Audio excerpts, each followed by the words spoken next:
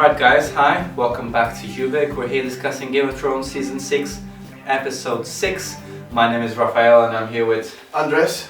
So before anything, we are going to spoil the new episode.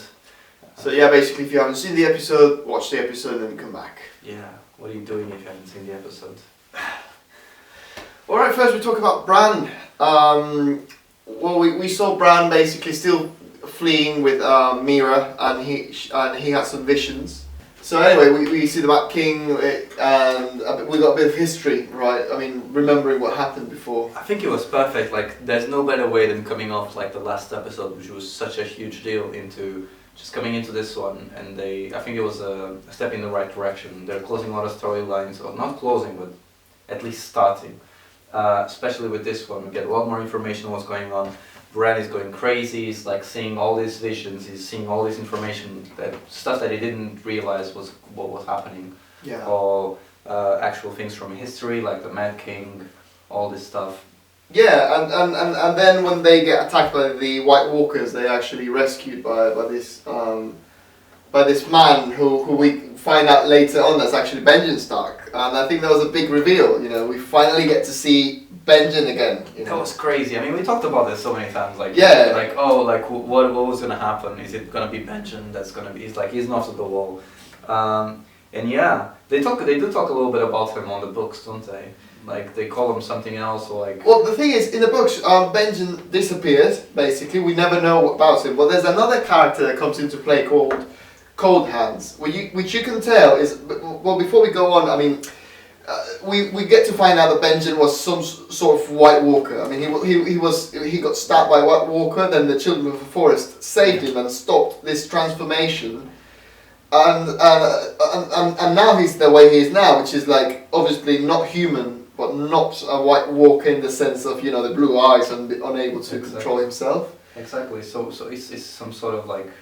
Halfway there, it's like a hybrid of between like a White Walker. Yeah, exactly. And then in the book you have this character called Cold Hands, which is like not human at all. He's a monster, and he helps Bran because the three-eyed Raven asked him to help Bran. So it's the same thing as Benjen, but then again, this other guy, I mean, in the book Cold Hands is a bit more natural. And we don't know. Maybe in the book later on, it's going to be revealed that Cold Hands ends up being Benjen. And in the show, maybe they're just, you know, making everything more concise. And they've done this in the past where they take this history from this character and put it in some other character because it makes more sense for them, or makes it's easier to direct the story that way.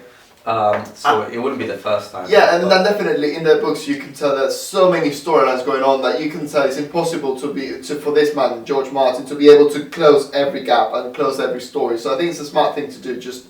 Yeah. Even if Cold Hands was not meant to be Benjen, I think it's just a perfect match. I think it was perfect. I wasn't expecting it. I wasn't expecting them to do it this episode so soon and so like first thing they do it in the episode is just reveal. Which was great, you know. Instead of we have to wait not a whole episode to see what happened to Bran. No, we get it straight away. You know. It was perfect. Yeah. Yeah, and now the question is, what are they going to do? You know, what do you think they might do? Because now that they're with Benjen, but are they going to try to go south of the wall? What are they going to do? We don't know, really. Yeah, I mean, I'm super confused with this whole thing, especially now that like we're still trying to decipher what is he, like, because is he dead? Is he alive? Is he halfway there? Like this hybrid between the zombie and the regular human. And he was created the same way that they created the actual Night King.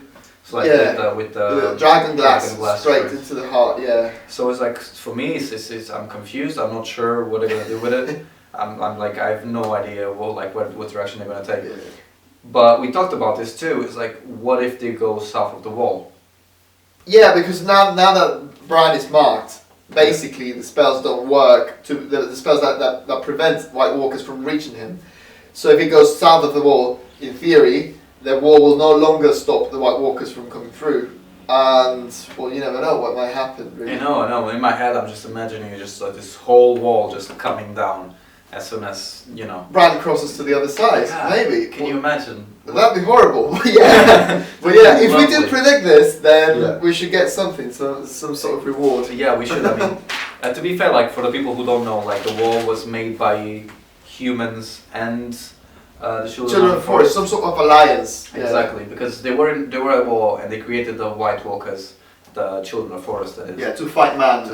And then it went bad, and then they had to fight the White Walkers together, both Children of the Forest and humans. And by the end, they created this wall with the manpower to create a wall and a magic. The magic, the Children of the Forest. Yeah, to just keep it together. So. What will happen? Yeah, I don't know. Maybe that's the end of the season. Maybe we'll see the wall crumbling down. Maybe. That'll be incredible. Okay, now moving on to Sam. Well, again, we finally get to meet Sam's family, and that had not happened in the books. So that's something that is something new for everybody. True. And we get to see Dad, which basically is not a very good person. No, some would say he's an asshole. Yeah. Excuse my language, but. This guy, he just goes at Sam with everything. I think he's a very, very sexist, very. Yeah, definitely. The way he treated, his daughters, right? To say, you cannot go hunting. You can't do this because you're a woman. Exactly. And it's just like if you're a man, you're expected to be this fit. Yeah, you're supposed to kill, fight and kill people, and it's like you shouldn't read because that's not very. Manly in his idea of what Which is that because we see here he's a scholar. That's his thing. Even his mom said, to his kid, you're gonna be a scholar like your dad because that's what he does. He reads, he learns, and he uses that power in a different way. He might not be the best one to wielding a sword, but he does other things. Like you were saying, so basically that the boy might become a scholar like his father. Yeah. Maybe. I'm hoping so. I mean, what is he going to be like? Are we going to get to see him grow? No, hopefully not. That'd take too many seasons. But you know what's funny? When they were talking together in the dinner, I think we've got a picture. Yeah. It's funny because they were talking, and Gilly at some point said, "No, Sam is a great warrior. He killed that White Walker." And then this guy, basically, he said, "No, those things do not exist." And I think I got angry because I thought, "No way."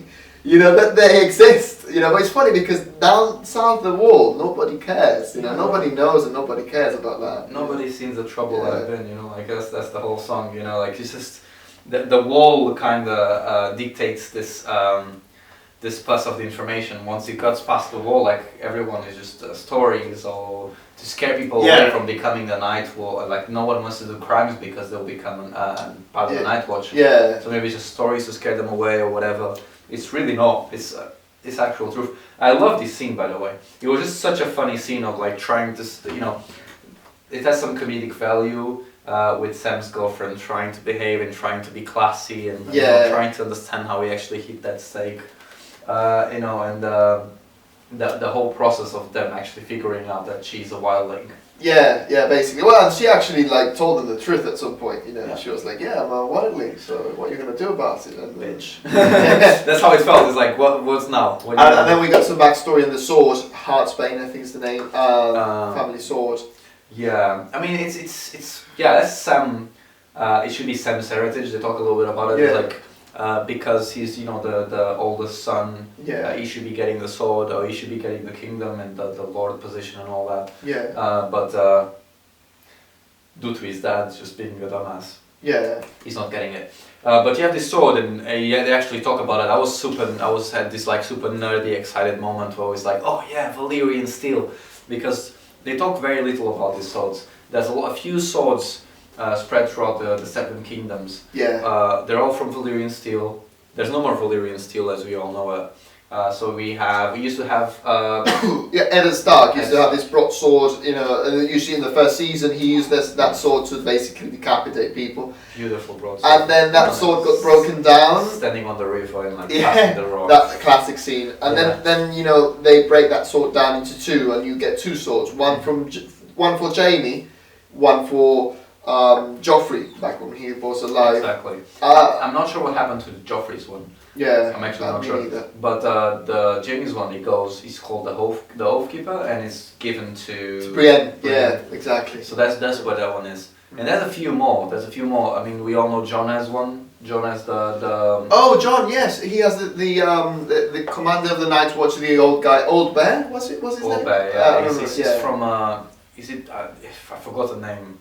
I forgot the name of the island. There's like, is it Bear Island? Something like that. It's like there's a few couple of Oh islands yeah, I think where so. he's from and where the guy that's in love with Daenerys is. Oh, Jorah. Jorah. Yeah, so of course. Jorah is from Yeah. there too.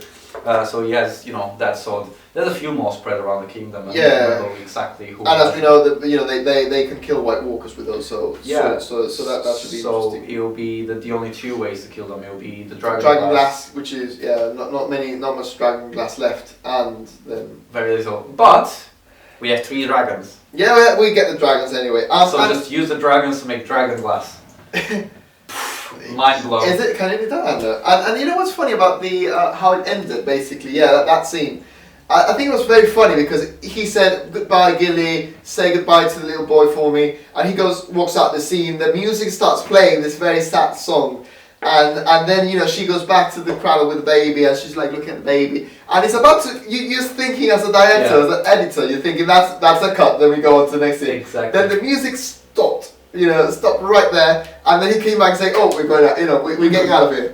It's like, and I think there was no better ending, and I think there's a lot of fan service. Like you say, I think we all wanted for him to just go and take the sword and take Gillian and basically say, "Screw this, screw my father, screw everything." Yeah, especially after his father being like, "Oh yeah, we can put her in the kitchen and we'll let Yeah. her educate the boy and whatever." And I just loved it. I loved it because it's so much action, so many things going on in Game of Thrones. It's nice to have a little bit of comic relief. Yeah, a little absolutely. bit of a moment where you can just relax and laugh for a little bit and just keep going. And the way that it just became a badass all of a sudden. Yeah. It's like, what about, don't you think they're gonna send people to like find the sword? And he said something like he might as well try, and it was like, all right, but it felt in character. It's funny. It would feel like something Sam would do. Even though it was quite the rebel thing to do, it was still a Sam thing to do. He is quite courageous. He's just not in always. his own way. In his own way, yeah. He's a very special boy. There you go. So yeah, let's talk further. Let's talk about Arya now. Yeah, Arya. It should be a quick one. By the way, guys, we predicted this last week. Yeah, well, you did actually, because I did, and you said something about her fleeing away with taking Needle, and that's exactly what happens in this episode. Well, my question is, we see she's obviously at the play again, and she's about to poison this lady. She chooses not to at the end. She tried, but then it stopped the whole thing. My question is, why do you think she stopped? I mean, why do you think she decided not to poison her? Well, I'm not too sure. So we see her. She goes and sees the play. She sees this amazing rendition by this actress, by the way. Yeah. And she finds out that the girl playing Sansa. Yeah. Basically, this woman. This one right there. That's the one that ordered the kill. Yeah, and was driven by envy. I think that's an important thing. Yeah. Exactly. And then she goes backstage and she recognizes that she's not supposed to be there. And she gives us this speech about how when she was her age, she saw the plays and she fled off to become an actress in this. Yeah. Film. I don't know if she felt inspired. I don't know what happened there, but whatever it was, thank God. Seriously, no more faceless men. Please. Yeah, I mean, bring back the faceless men that actually matter. Yeah, I make them do cool things. I think we were talking about this in the last episode. I think Arya's story was getting so repetitive about this eternal training and all that, and Arya doesn't know whether Finally, we get to move on from this. All right, so Arya has chosen not to become a faceless man or woman, so she takes Neasel, and then she's now fleeing away. Yeah, because she even goes as far as like poison the rum. Yeah, like we see in the picture. And then she when she's about to drink it, she flees. She like thinks it off and she said, "Okay, this woman wants to kill you." Yeah. And then she leaves. And obviously the wafer, whatever she's called. The other woman at the temple. Yeah. She's the one that she's there. She seems like spying on Arya, and she comes back and says to the other faceless man, "Okay, it went as expected. She couldn't go through it." Yeah. But it's funny that she has to go that far. It's like we have to come to this end of the story to things actually become interesting, because now that all this happened, we are already seeing how they actually take the face. Because we've seen them like clean the bodies and do this and that, but not the interesting part. Which, by the way, it's not easy to see this guy like Yeah. cutting off a face And even though it's just special effects, it still looks very real. You know, when he's tearing out the skin. It's hard to watch, but it's more interesting than looking at a blind girl being hit with a stick. Yeah. So and anyway, I think why she decided not to kill the woman in the end was because of her sense of maybe justice or something. Because in the end, when he's trying to kill Cersei and all that, it's because of justice. I think it's about basically everyone getting what they deserve. But I think in this case, she knew she was going to kill this woman who was a good person. This actress, very good actress, very good person, and she was going to kill her because someone, because of envy, wanted to kill her. So it was. I think in the end, she said, "No, I'm not like this. I believe in justice. I believe in these higher things, and so I'm just gonna go away. This is not for me." Exactly. She's not just a little like stick. She's not just a puppet in this whole story. She's bigger than that. Which is finally she's taking the control, and I think now the question is, now we know the other girl is trying to kill her, so that's going to be interesting. How is that going to play out? And then what is Arya going to do? Is she going to go back to Westeros? Is she going to try to go back to Jon? Maybe go straight to Cersei and try to kill Cersei by herself because she doesn't know if anyone else is alive. Her I mean, now she has a lot of training. She has a lot of training on hiding, on like blending in, and like detecting certain things from happening, and just maybe she'll use that to get to Cersei, to get to her targets, because it's not just Cersei. There's a long list. Yeah, the mountain as well. No, wait, is it? Yeah, the mountain. But I mean. Yeah, the mountain is a big target to kill. I'm sure he's already dead. I mean. Yeah, and well, that's later on in the story. We know that the trial by combat, Cersei's, is coming up perhaps next episode, and then we're going to see if the mountain is going to survive. The question is, who's going to fight the mountain? I just want the helmet to pop off. We want to see what's behind that helmet, right? It shouldn't be very pretty. I'll give you that. But I'm happy they're finally just stopping that whole thing, like that whole getting hit with a stick. Yeah. We had enough of that, like on the Karate Kid. Like we've seen them like clean the windows, you need to do it like this. Enough of that. Let's just get to action, Now Margaery. Margaery. Now the question is, this scene is very interesting because we understand the High Sparrow is crazy. We know Margaery doesn't like the High Sparrow, as we saw I think 2 episodes back, and now we see Margaery like absolutely on the High Sparrow side and trying to convince Tommen, as we saw, to side with the Sparrow, saying no, he's not a bad man. He's a good man, and the faith. I wouldn't say he's crazy. He's just a very calculated man. You know what he's doing. He's manipulating people. He's controlling people. But you brought up a good point of like, does she really believe in it? Yeah, I think it might be that because it's not a Margaery thing to do. Margaery's always looking for power, looking to get her own way in the end. She's not a pawn. She's not a puppet. So I think in the end, probably what she wants is to get her brother back. And she finds that the only way to get her brother back alive is to basically make this alliance with the High Sparrow. But then the problem is that I think in the end the High Sparrow is just playing everybody. Like Margaery thinks she's getting something out of this, but she's not getting anything in the end. Maybe not.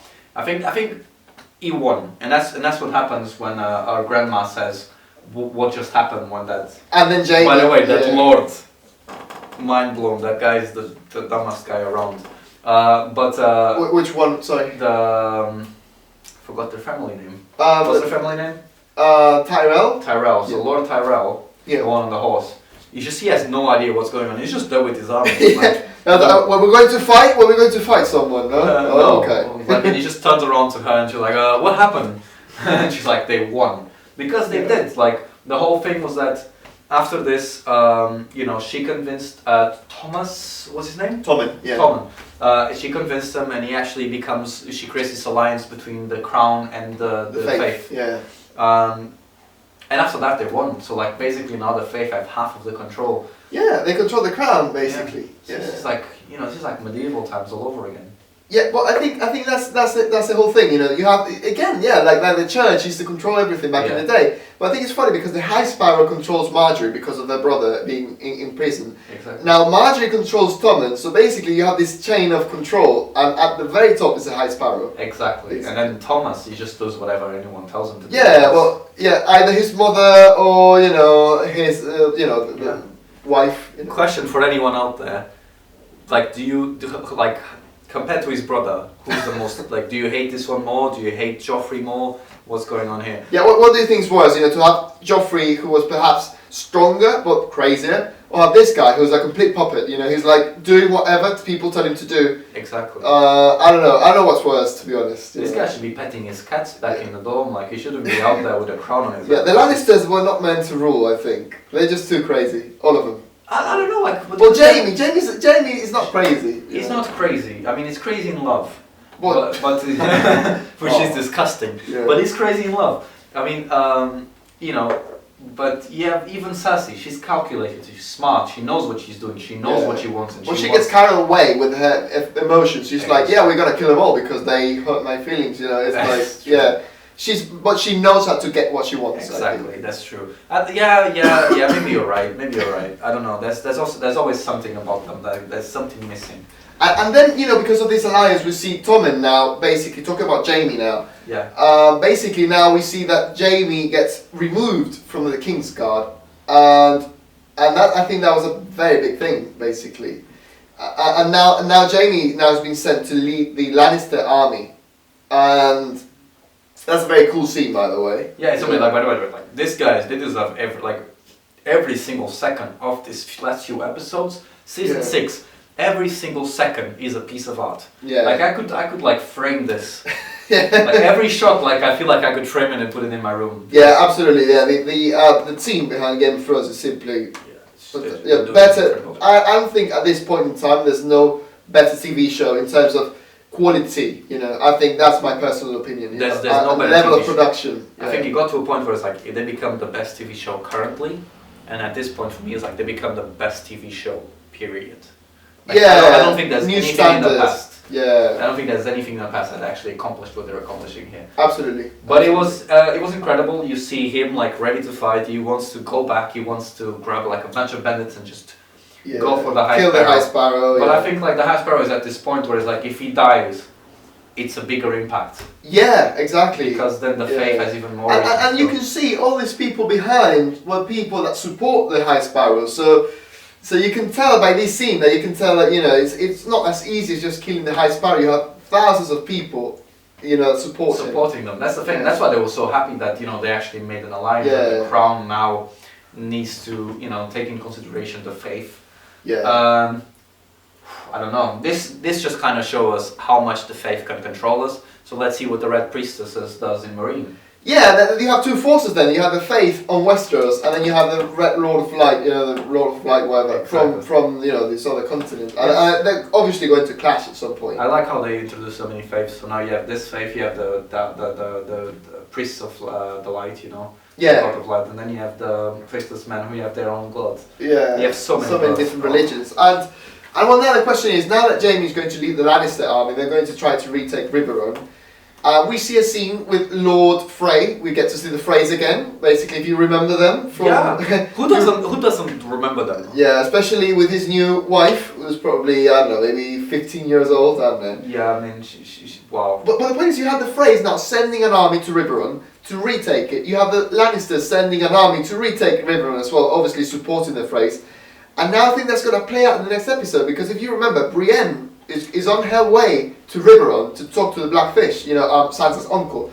So I think the next episode, hopefully, we'll see the end, you know, what basically this conflict play out. I think it's going to be great. Not just the fact that we're all going to go to Riverrun. There's going to be this. I'm imagining there's going to be some sort of battle. Yeah. But also seeing Brienne and Jaime together again. Because I felt like they really think about that. Absolutely. They really had like this. I don't want to say connection. This chemistry between them two. Yeah. Like, they really worked. Like I don't know. But now they're absolutely on different sides of it, because Jaime, head of the army, Lannister army, and you have Brienne actually supporting Riverrun, saying, no, I don't want you to retake Riverrun. So I think that's going to be very interesting.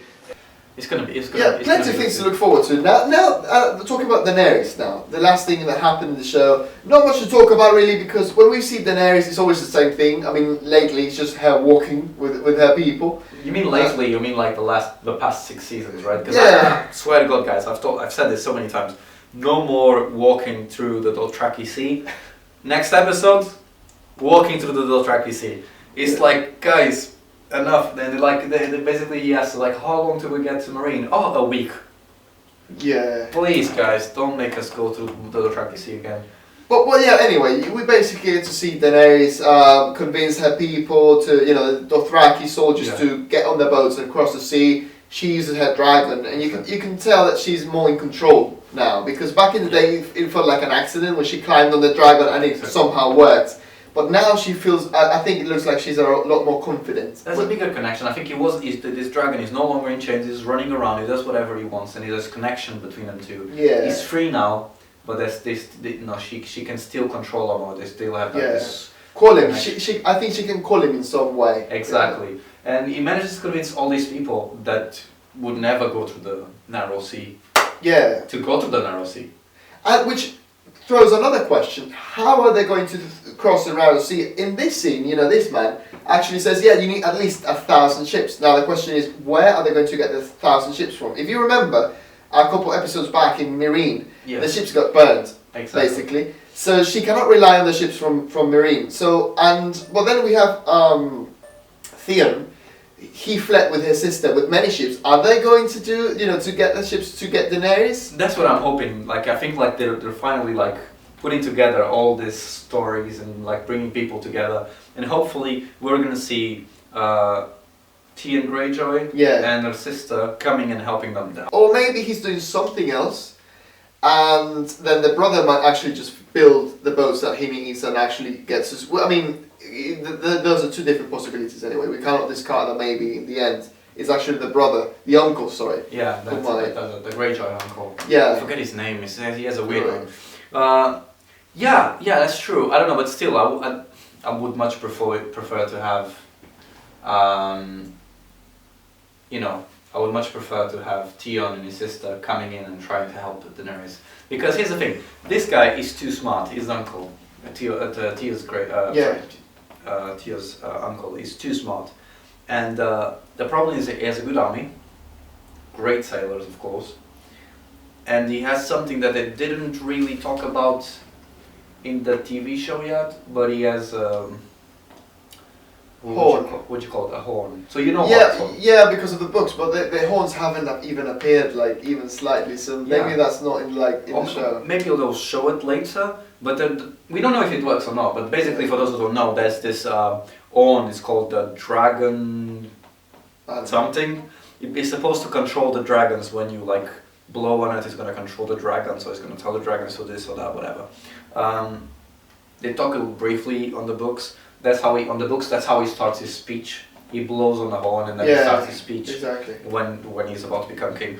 But we don't know if it's going to work or not, honestly. It's like, we know nothing about this. I think, another thing is that, maybe Theon is not trying to help Daenerys, but maybe he's just trying to fight back the Lannisters. I mean, Theon may be just trying to fight the Lannisters, the Tyrells, so maybe they're going to end up helping Riverrun, That's what I was thinking. Maybe they'll just go to the north and they'll just... Because, I mean, he's taken the north once. Yeah. Like Theon took Winterfell once. But now Theon may have some Sansa's side, maybe. Maybe they might make this alliance with Jon Snow, and we might get to see them fighting back against the Boltons, and It would be great. It's just like, okay, I'm sorry what I did, and I'm back and I'm in your service until I die, and here's my army or whatever. Yeah, and they get something. I mean, they could get some lands as well, and say, you get some lands as well. Or some seas, I don't know.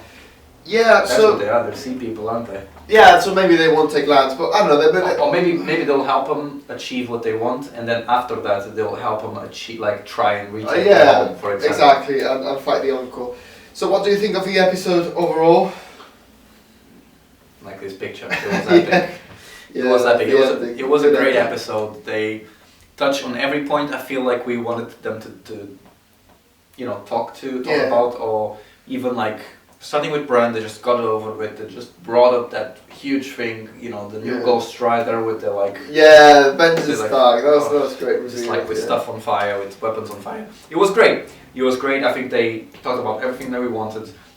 Everything was quite brief, and I'm so happy that Arya was brief. Yeah. And that Daenerys was brief, because at this point, enough walking and just go to the point, and let's just see them achieving their goals. Yeah. And talk about the things that actually matter. I was more excited about having a little bit of Tyrion Yeah, well, he didn't show up at all. Yeah. As you guys know, is my favorite part of the show. But yeah, I think in the end, this episode, it was an episode meant to set up things for the next one, and exactly. I think they're basically setting everything together so that exciting things will happen later on. But again, it was a very entertaining way of doing it. It didn't feel like filler. Exactly. And what do you think? What do you want to see in the next episode? What do you think might be the next episode might be about? So they're hinting so much at the Great War between when the Mad King died. Yeah. I'm excited to see what they want to do with it because they've hinted at even this episode they've hinted at the Tower of Joy. They had this feminine hand with blood that you can't really tell. Well, I'm not sure if it's feminine, but yeah, definitely a hand. It looked very feminine. Alright, well, might be yeah, someone. Right? But either way, you don't know we don't know what's going on, who's it, who isn't. But they're hinting so much at the Mad King and the whole story, which by the way, great job on what they did, with the whole explosion. Yeah, the visuals were just great, yeah. So they're hitting so much at it, so I'm excited to see what happens there. I want to see the back history.